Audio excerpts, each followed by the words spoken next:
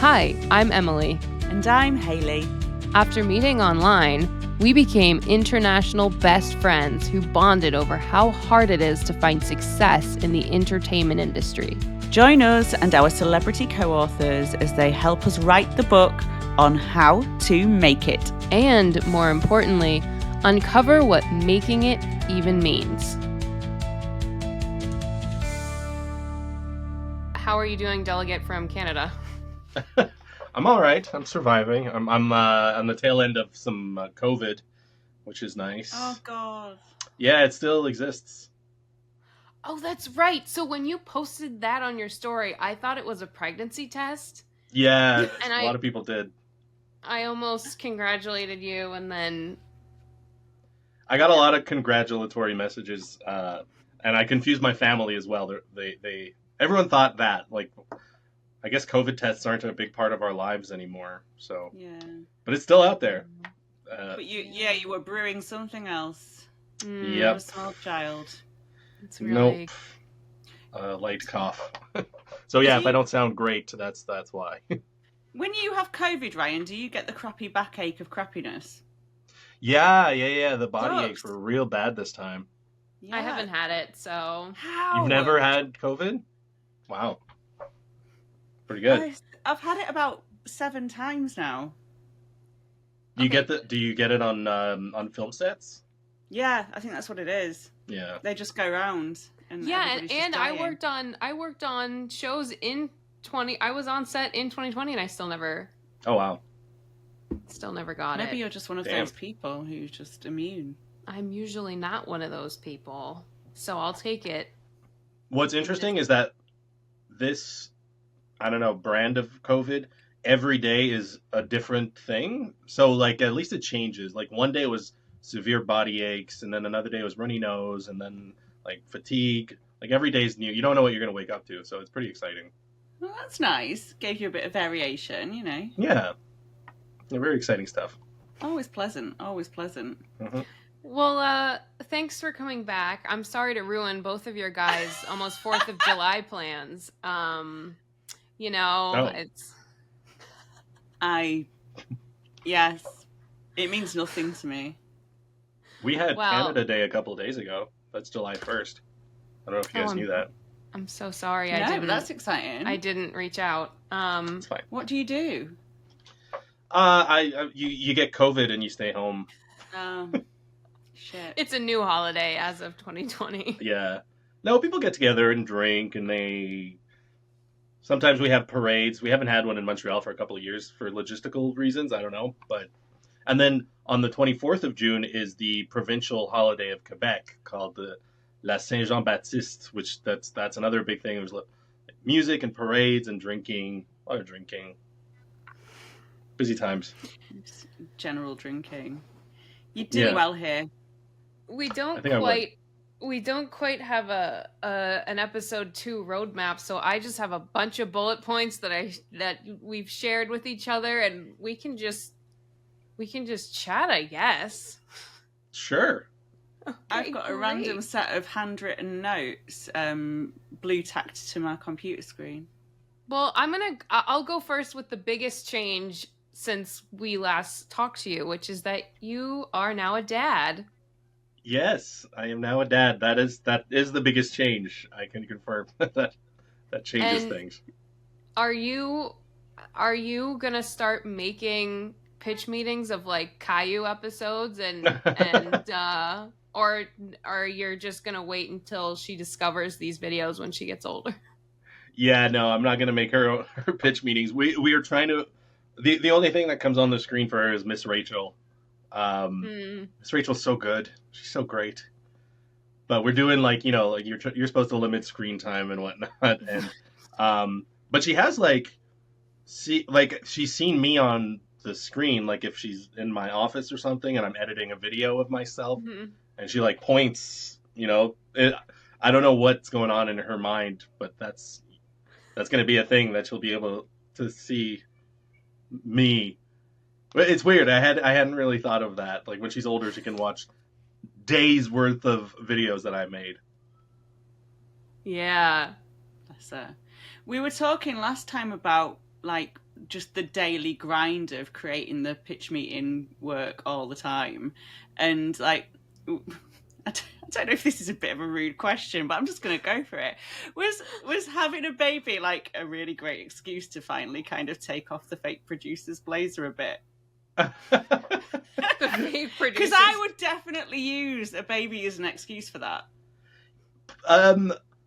Kind of. Part of it was definitely that. Yeah, I did it for like almost a year after she was born still, you know? Yeah. And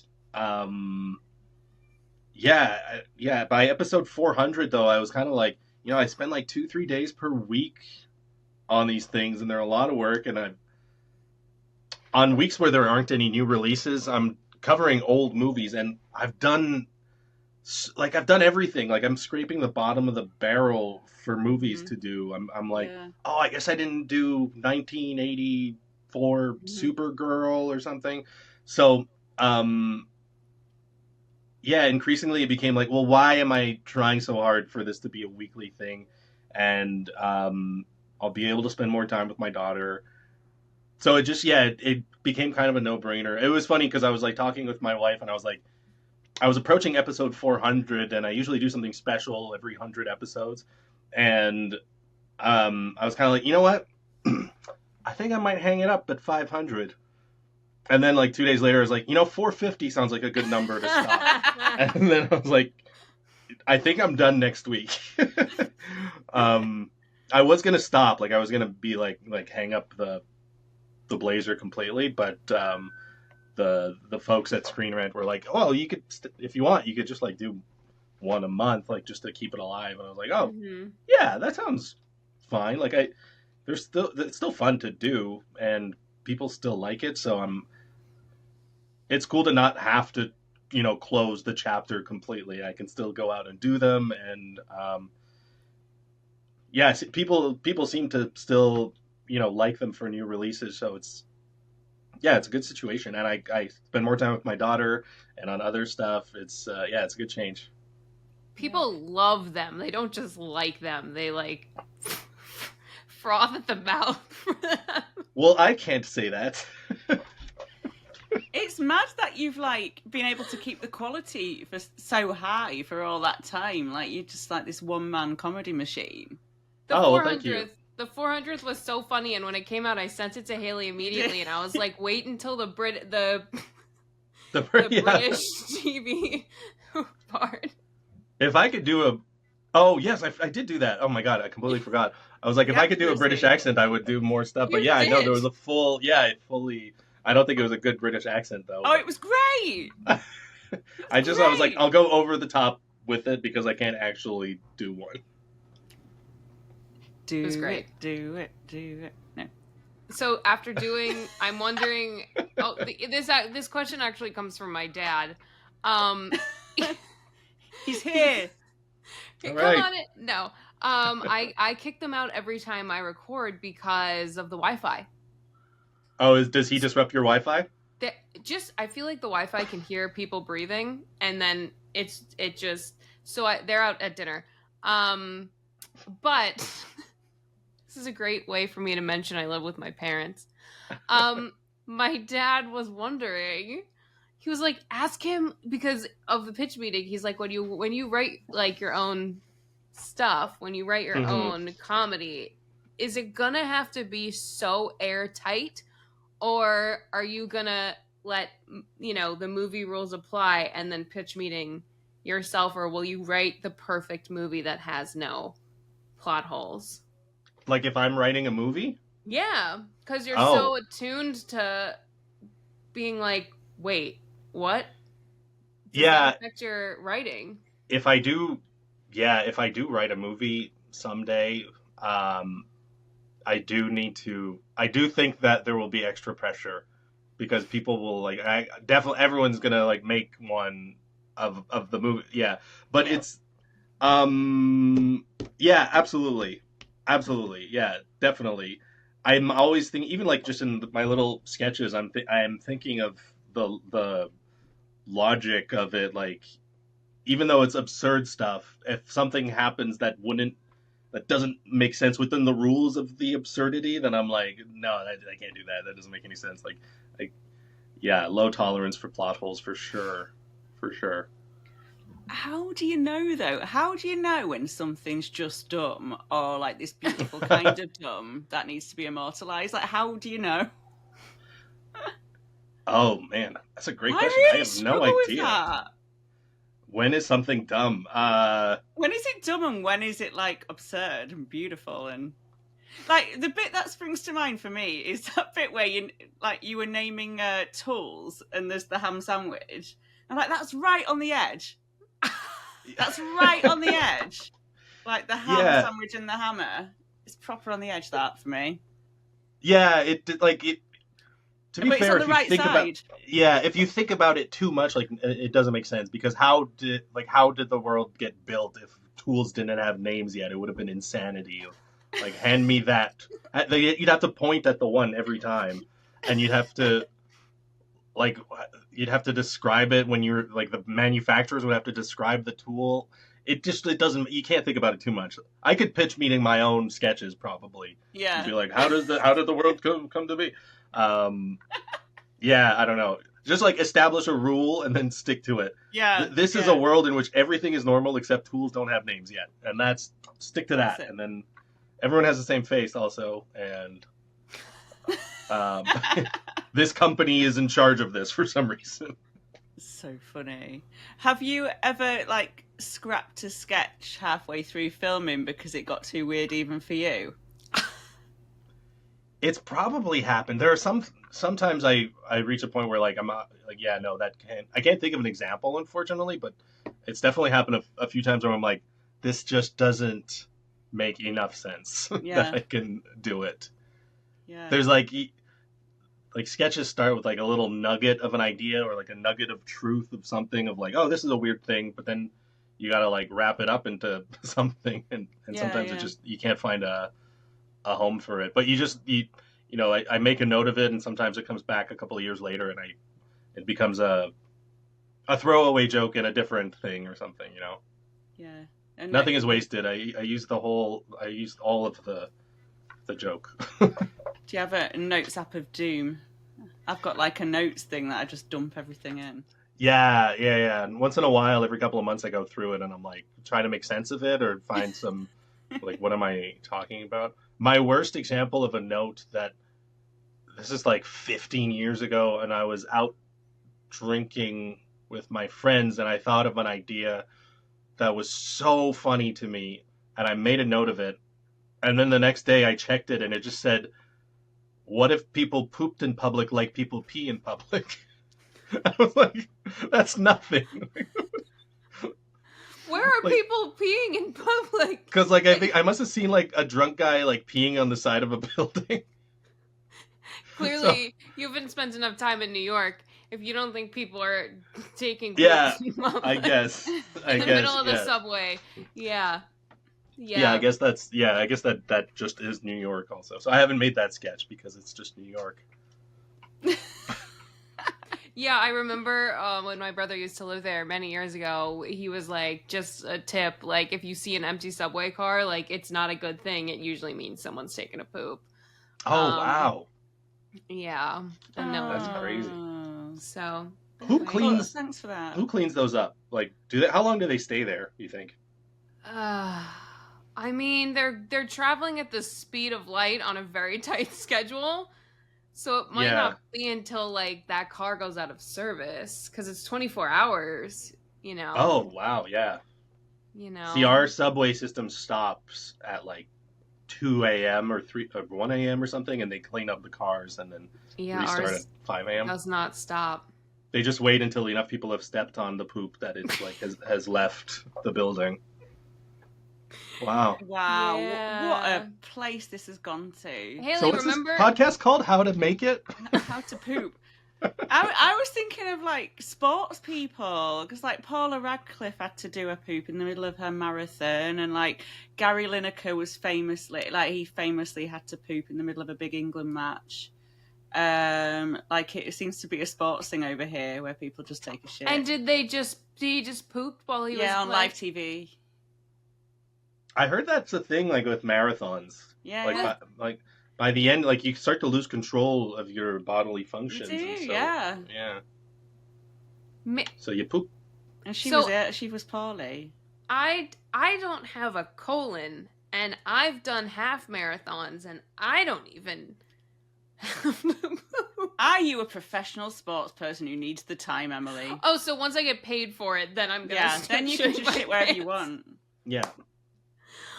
Well, I'm gonna segue. You mentioned the word or the name Radcliffe, Haley, in what you just said. Oh my god! So I'm gonna go and I'm gonna steer this shit-filled subway train into saying, Ryan, you once again didn't get into Harry Potter.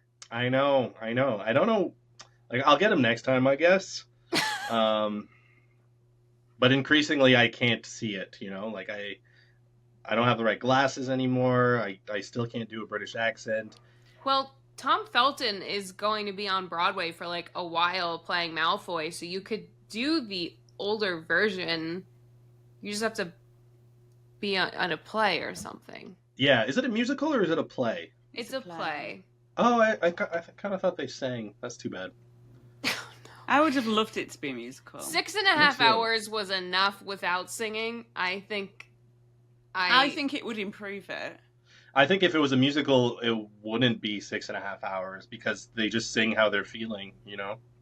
And like that event, you could fit like 20 scenes into one if the person's like, I feel betrayed, and now I'm going to plan this and hear it. Oh, I didn't succeed.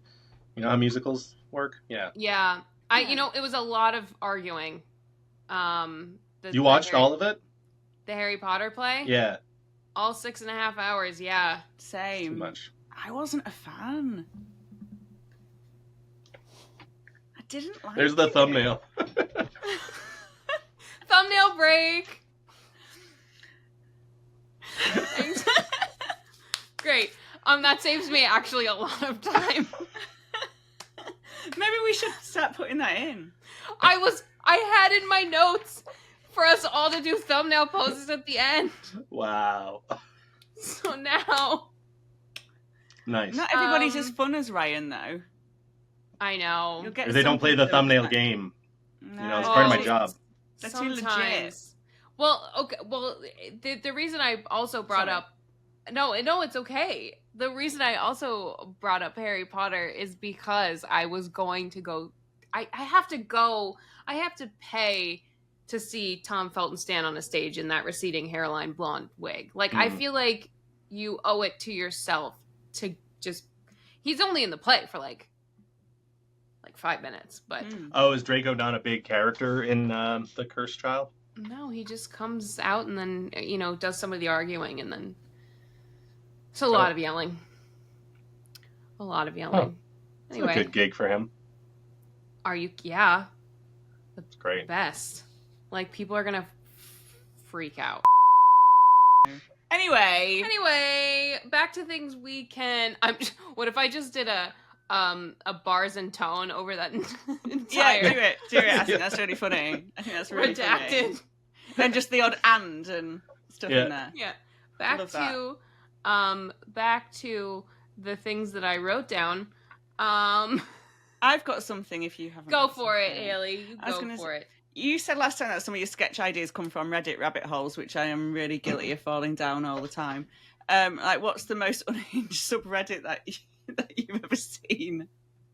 Oh, I recently because I started a second or third channel, fourth channel. I don't know how many channels I have. And I did a video about this subreddit, actually a bunch of subreddits. There are so many tree-related subreddits, and they're all weird. This one is called Bread Stapled to Trees, and it's literally like people share pictures of different kinds of bread that they staple to trees, and they'll say like what kind of bread and what kind of tree. It'll be like slice of sourdough on an oak, and then the comment sections are so supportive. It's such a nice community. They're like they all write so politely to like, lovely work, sir. That is a great piece of bread on that tree. Like it's kind of wholesome. Haley, I can see you looking it up. I'm just looking at it now because there's one that's called the Night Stapler. And he's stapling bread to trees in the night. That's his username? Is that you, Ryan? You're every user on this Reddit. You just wanted to start this. I signed an NDA. The comments are like, oh, epic. Exactly. They're so supportive. Oh, I love that. It's really nice. And then I think someone posted like a pancake stuck to a telephone pole, and everyone was like, "Get the fuck out of here!" Like, what are you doing? Like, that's not the sub for this. I was gonna ask if they do gluten-free, but gluten-free would just crumble on contact with the air. So if you get a good gluten-free sourdough, babes. We all live in different countries. I don't think they're gonna have the same brands. This is true. This is true. Oh my god, it's a whole thing. Yeah, it's pretty great. It's a whole thing. And you had that ready to go. I was trying to think of one I've seen, but it's really the only time I'm on Reddit is I'm trying to find other people who agree with me on the most minute things, usually in reality TV. Yeah, I'm currently trying to catch up with the current season of Love Island that's on, and every episode we watch, my wife and I were like, I can't wait to catch up so we can go see if people agree with us on this. Like, because everyone else hate Ace. Like, I gotta go see. Oh, it just feels so good. Steve Pajero, who we had on this show, writes all the narrative for Love Island. What? Really? He writes all the narration.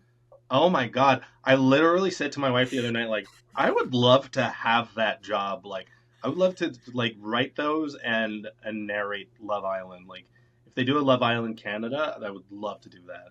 If there's one thing I've learned since in this podcast recording, is that we all have our fingers in everything. Like, why everything we've brought up, we're like, oh yeah, my cousin is the guy, like the. Yeah.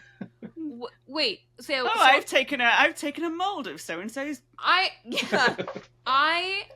don't watch Love Island because I think I need to be happy in a relationship before I can watch other people pretend to be happy. Do you know what I mean? They're not though.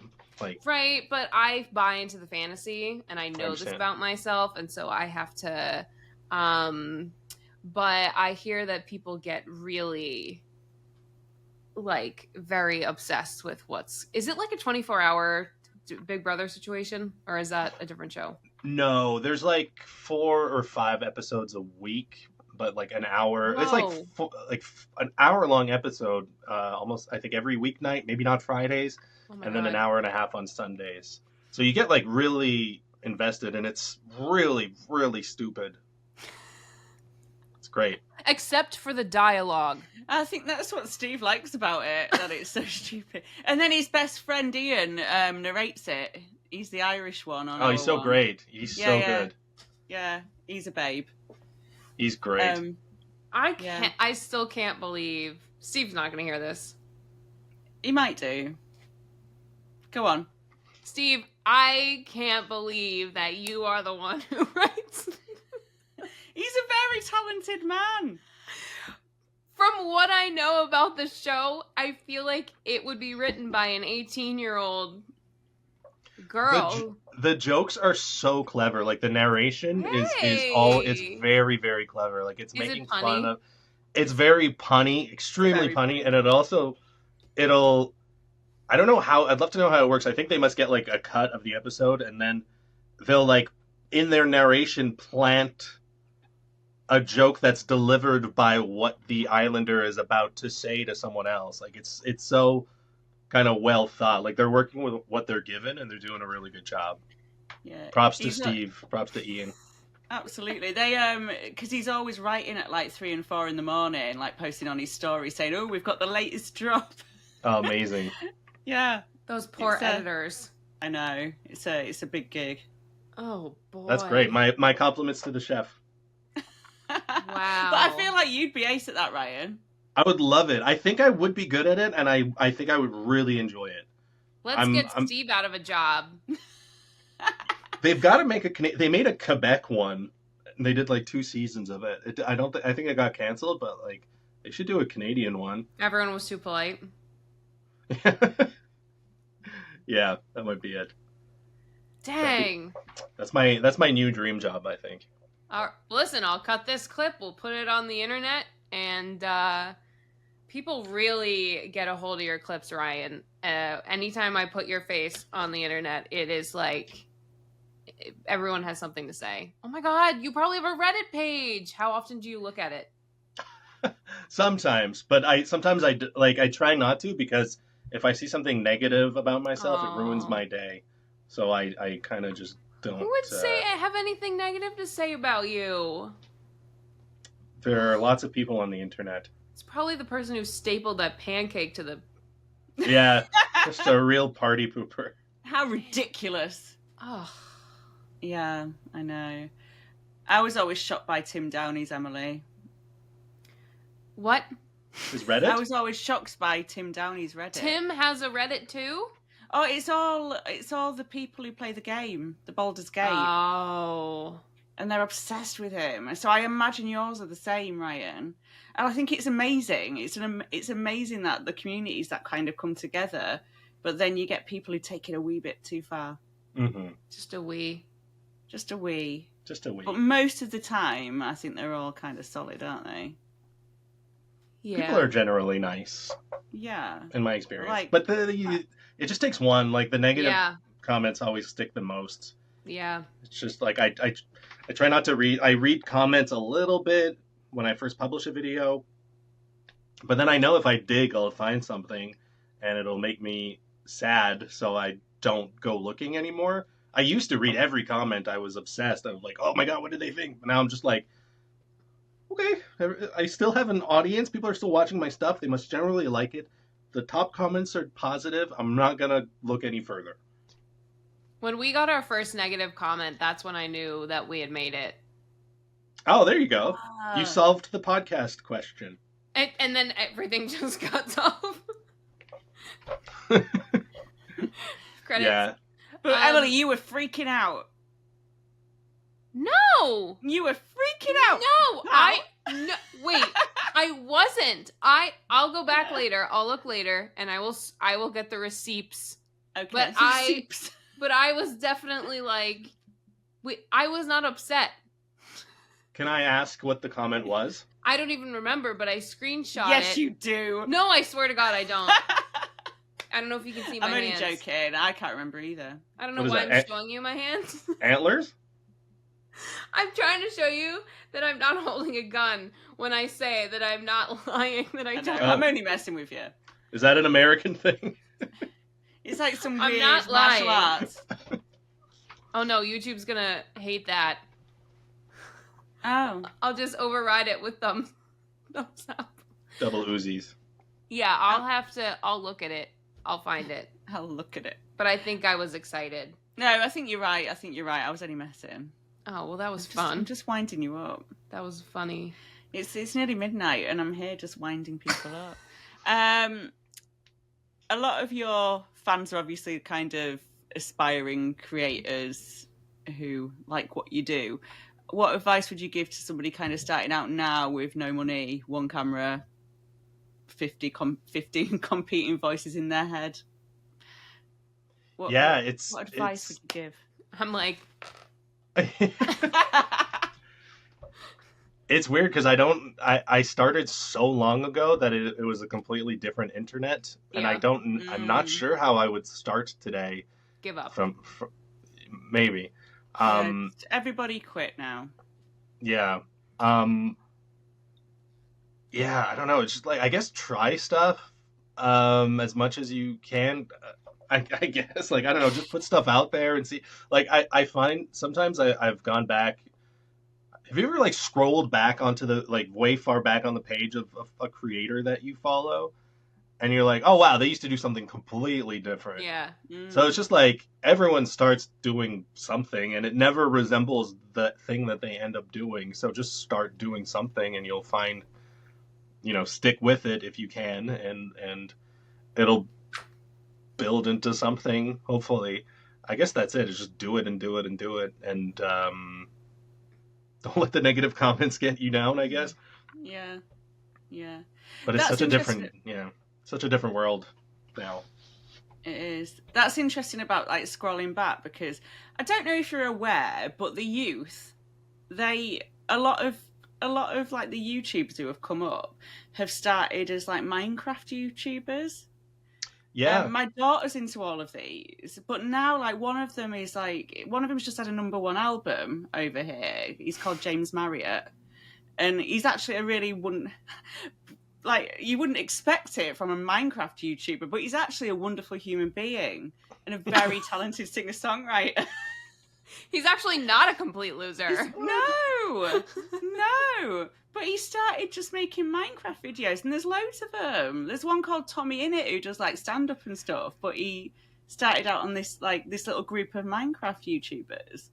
Yeah, we're at a time now that some of the biggest artists in the world are, in their early 20s, so they've had YouTube their whole lives. So yeah, like it makes like if he was like 11 years old when he started doing Minecraft things, and now he's, it's kind of crazy that these people will have. You could go back and back and back and see stuff that they did when they were kids growing up on YouTube.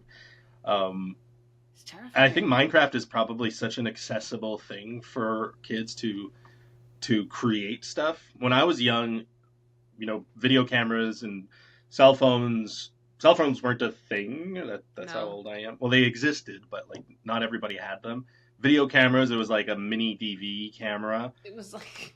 Yeah, and so like even though I had an interest in eventually making movies, I wasn't able to do that. So what I was able to find was Macromedia Flash, and I was making like little stick figure animations and like little sticks fighting and stuff. And that's just like what was accessible to me at the time. But now like they have so many tools in their hands at a young age. It's kind of crazy that, they could just sit in their bedroom, and if you like telling stories, you can do it in Minecraft. If you like making action movies, you could do it in Minecraft. Like, yeah, I've never played it. Wild. I opened it up once and I was overwhelmed because I think the idea is you can do anything, and I was like, well, that's too much. That's like when you go to a menu and they have too many items. I'm overwhelmed. Factory. Yeah, no, thank you. It looks like when I don't have my contacts in, and I wear contacts so that the world doesn't look like that to me. And so I was like, I can't see. That was it. Oh, it's strange. Funny. It is. They love it though. I have to kind of put a time limit on my kids using Minecraft because they'll just sit on it forever. What do they do? Do you know, or do they explore? Do they build stuff? They build stuff. There are monsters, right? They're zombies. Yeah. My 6-year-old has got like this underground thing. It's like kennels with loads of dogs in it, and then he lets them out. And he lets them have like a run around, and then he brings them back in. I'm like, we've actually got real dogs. Wow. We've got those. Wow. But what's interesting about these kids who kind of grow up through the Minecraft YouTubing thing is it's kind of turned the model on its head, I think, because I went to watch Tommy Innit, who seems like a wonderful young chap.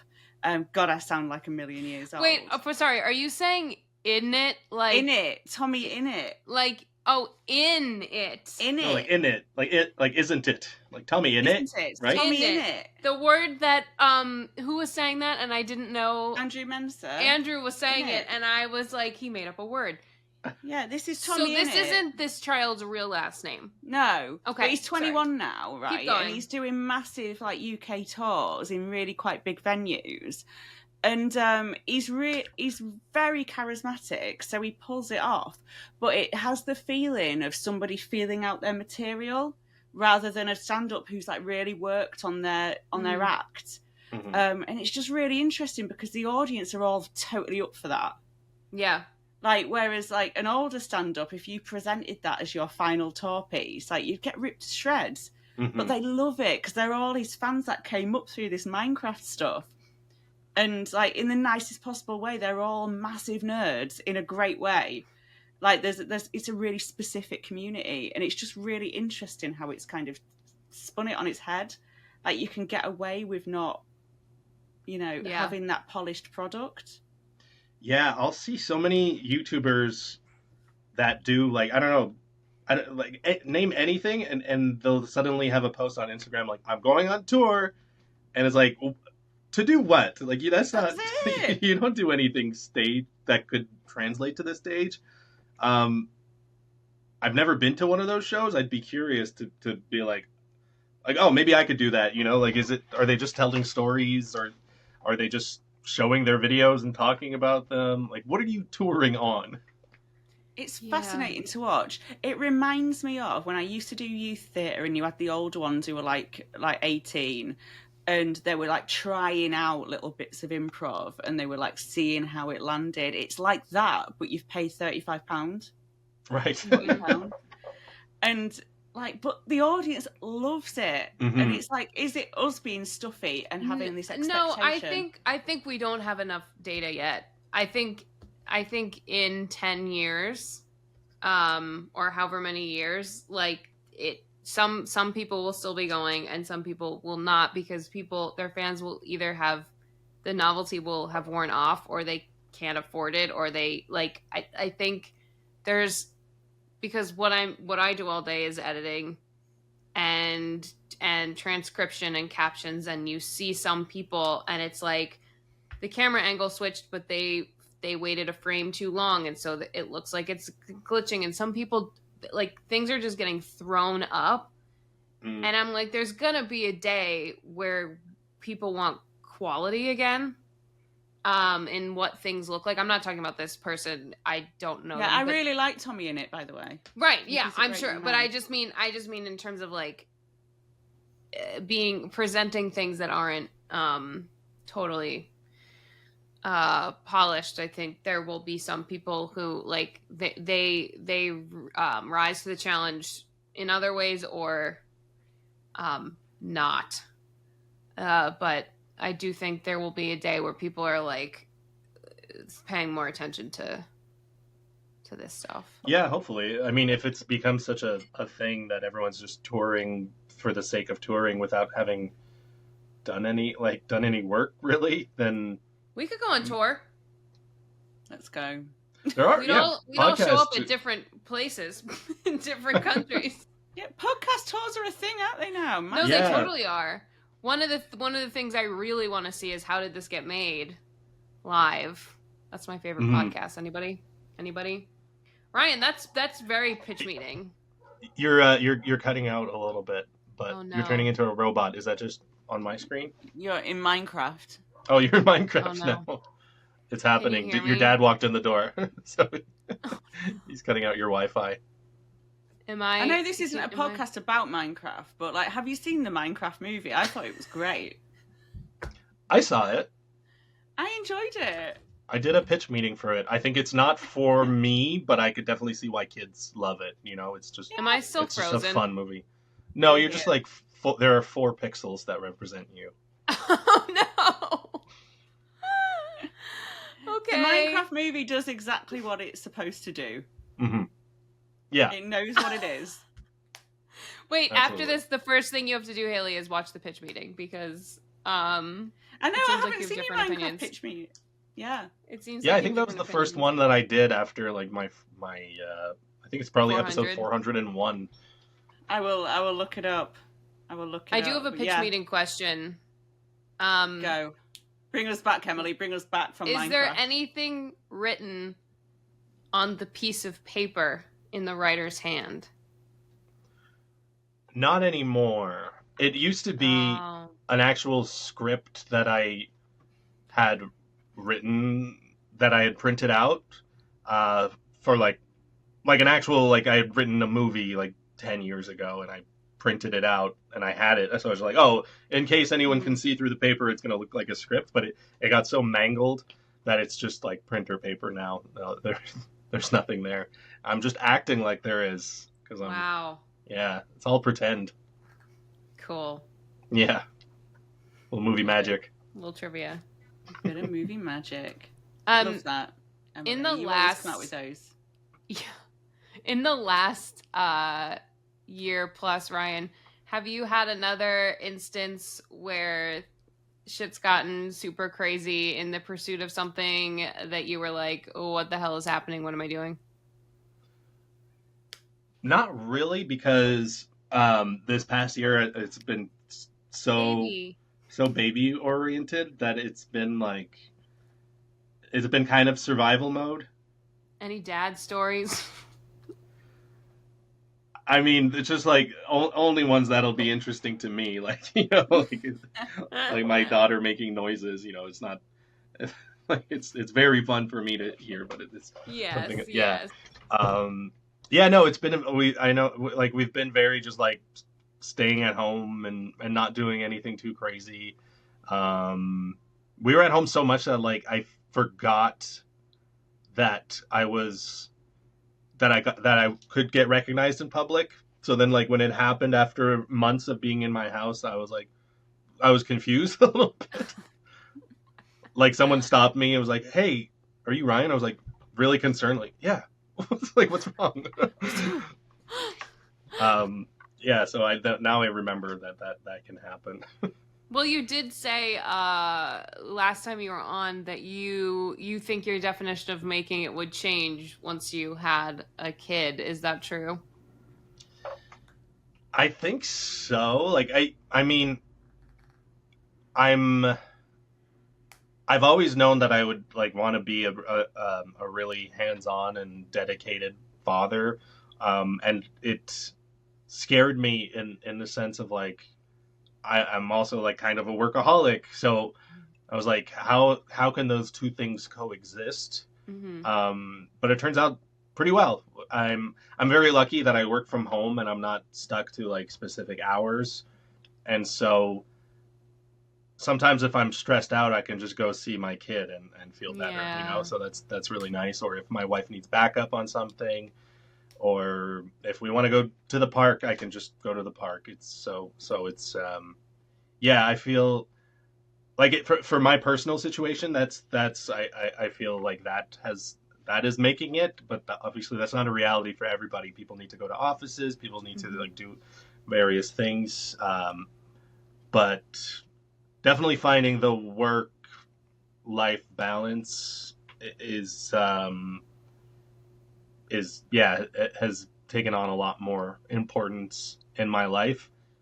Also, I feel like there's more when I am working, there's more like purpose behind it, because I'm like, I'm doing this to provide for my family, and also like any minute that I'm doing this, I'm not with them. So there's a bit more drive behind it in a way. So yeah, I'm happy to see that they actually like coexist quite well, and it's probably healthier as well to not just be focused on work. Yeah.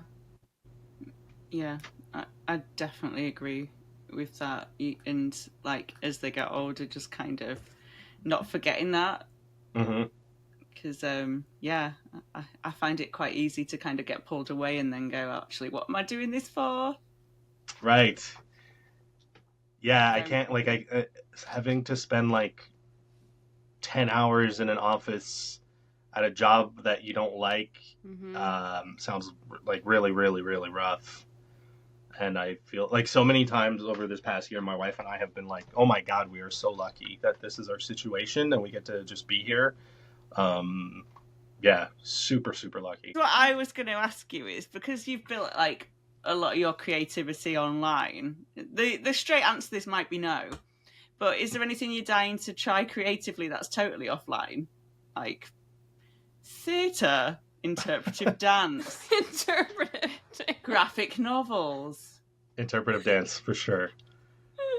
No, I have been. It has been like kind of popping in my head of doing something live, like stand up. I did stand up like 10 years ago. So yeah, that's something that I would be interested in doing potentially.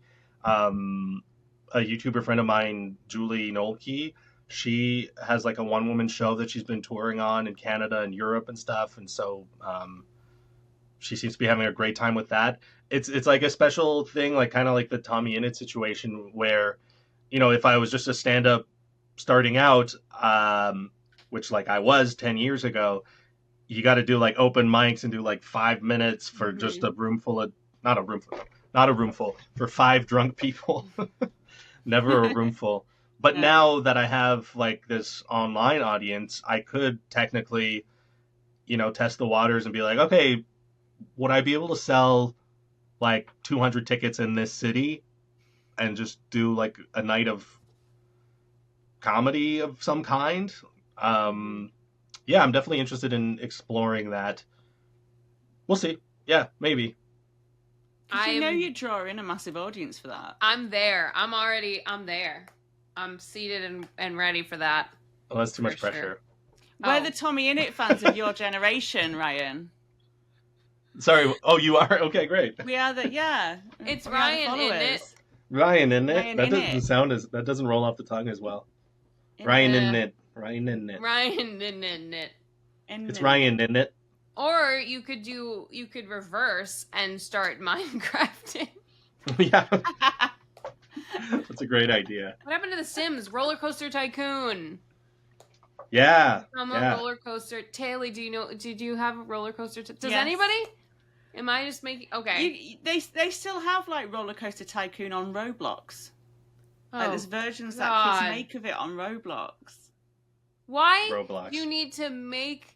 In another game about making things, it's like further separating yourself from reality to play. They're very creative nowadays, Emily. Play a video, or sometimes when you're in an environment that makes it super easy to be creative.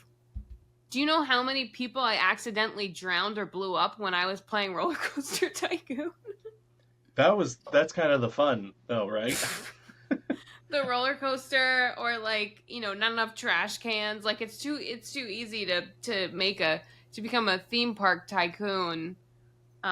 Zoo tycoon, all my goats kept mating and then there was not enough room for all the goats. Anyway, that's a problem. It's tough. I always liked Civilization. That's a great pull quote. I had like a text-based Hollywood tycoon where you had to you'd come up with the title of a movie. Yes, I had this too. You did? Oh my god, I forgot about it until just now. Go on, Ryan. What do you do? Oh, you come up with a movie, and I think you name a director or something, and then you set the budget, and then you see how it performs at the box office. I don't remember how you could, if there was any strategy to it, or you just do you remember, Emily? I don't think there was. I think it was random combinations of things. And then I remember it developed into you could write a script, and then they would have two cartoons. One would say a line, the other would say a line. And I thought I was a filmmaker, so not everyone on Roblox is super creative. It just some are, I'm sure. Listen, these kids have more money than I do, so I wonder if someone made that game in Roblox. We should check that. I bet it's there. This is the equivalent of our grandparents going, well, in my day. Yeah. Oh, yeah. So times are changing. Get on the train, Emily. I'm fine being on the train. However, I just also want people to not... when I was at Disneyland last, which has been, you guys, it's been a year now. Anyway, the last time I was there was a child looking at an iPad. And I was like, if you have to be on an iPad at Disneyland, we have a problem. So I think there's a happy middle medium. It's not... I'd agree. Living in... I just watched M. Night Shyamalan's The Village. Has anyone seen this movie? Yeah, back in the day. People just shitting on him, and I liked it. I liked the twist of that movie. And I thought the acting, Bryce Dallas Howard, terrific performance. What's that guy's name? Brody? Adrian? Yes. Fantastic score. Haley? I'm nodding here like I know anybody's name. Yeah, Brody, yeah. Okay, but don't act like you don't sometimes know. I mean, you work in motion I am pictures. terrible at remembering names and faces. Oh, well. Anyway, this is Ryan. Damn it! I can't keep that in! I didn't say anything. That was a great You can keep it in. You should write for Love Island. Oh, that's a great idea. Should.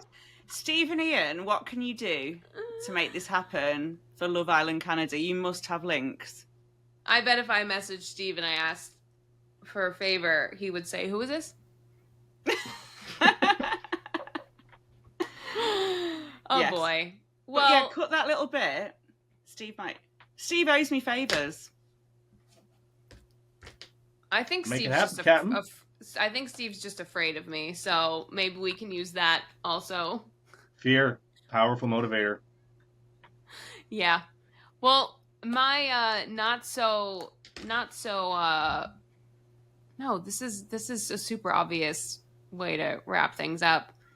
Do you have, since this is your chapter 2 in our book that's never being written, do you have a chapter 2 title that would be, I mean, your last one was, do you remember what it was, Ryan? I will tell you. It was Making It Is Making It. It's never super or easy, colon. That's too many colons. Wow. But you set the precedent now, because everybody's has been way too long. Oh, really? Okay. So we've had hashtags. Okay. So I guess it would be Ryan in it, colon, the life and times of a Roblox YouTuber. I'm acting like I'm a background actor and I can't actually clap and make noise. That was great. Thank you. Fabulous. Thank you, Ryan. Thank you. You should definitely tour. I'll do it right now. Here we go. Get a van, put your face on it. You know? This is the new audience, Ryan. We are you are our first marketing client, so we know what we're talking about. Absolutely. I do think like with with AI getting like taking over the world, there will be kind of a resurgence of live stuff, you know, having more value for people. Totally. And it's so funny that like every artist I know hates it. And then the people I talk to that have like regular jobs are like, "Oh my God, look at this fun thing that it like yeah. did." And I'm sitting there like, I was talking to my friend today and she was like, "Oh my God, I think this is amazing." And I was like, this scares the absolute shit out of me. And I'm not even running a marathon. Call back. Okay. Nice. Well, very good. She's very good. Enjoy your baby and you know, all of that. You know. Thank you very much. Thank you for having me back. Thanks, Ryan. Thanks for coming back. Well, we'll see you in a year. Yes. Let me have another kid and we'll talk. Yeah. Perfect. You'll have been on tour by then. Yeah. I'll be on my world tour by then. Amazing. Yeah. Thank you, Ryan. Okay, bye. Bye.